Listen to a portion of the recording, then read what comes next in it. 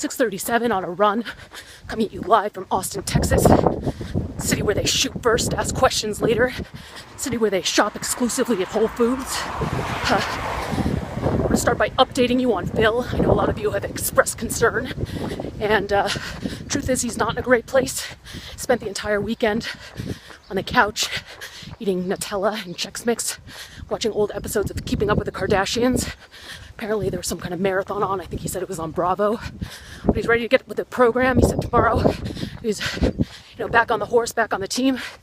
And in the meantime, I can't let him drag me down with a ship. It's his deal, it's not my deal.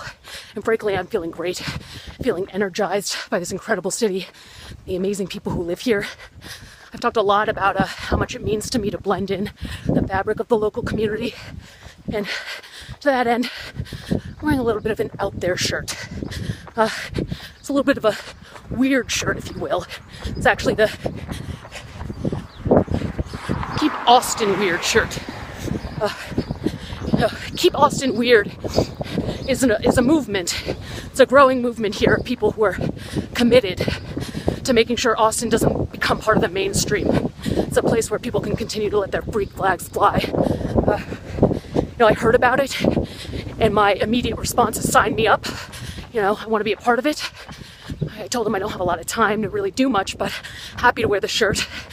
And it turns out that that's pretty much what the movement is. It's a lot of people wearing the shirt. So ever since I became a part of this thing, I've been thinking a lot about what it means to be weird. So, this is what it means to be weird.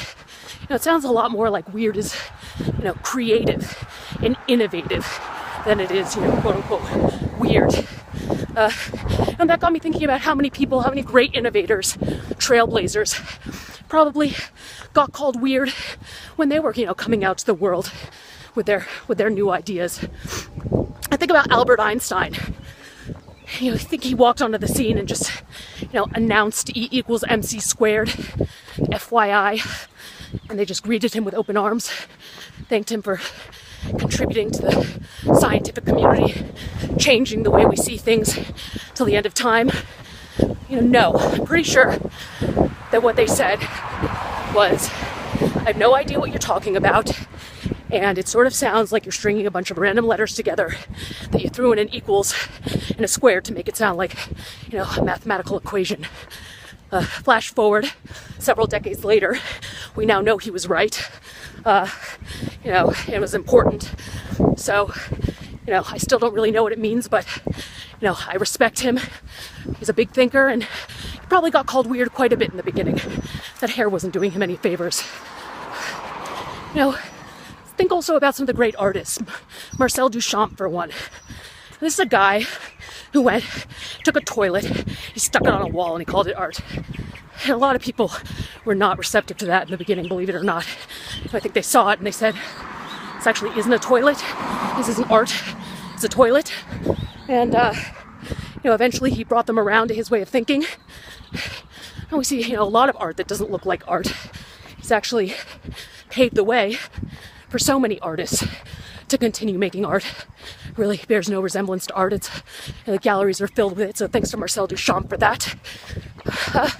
So, if this is weird, weird is where I want to be. So in tribute to this great city and the weirdos who live here, I want to talk to you about how you can keep yourself weird. For starters, don't get in a rut. Mix things up. A great way to do this is to start writing your status message on Facebook in Pig Latin. Ente of teen fe, they upke of offike, ad be einse, LOL. And, people will laugh in the beginning, but in 3 to 6 months, when everyone's doing it, it's going to be having the last laugh. Whoever's making the English to Pig Latin translation books, probably. Second, speak your mind freely, even if you don't have a popular opinion. Next time someone brings up kale, I want you to say, it's a bunch of hooey. I don't think it tastes very good. It's a terrible texture. It was a garnish before, it'll be a garnish again.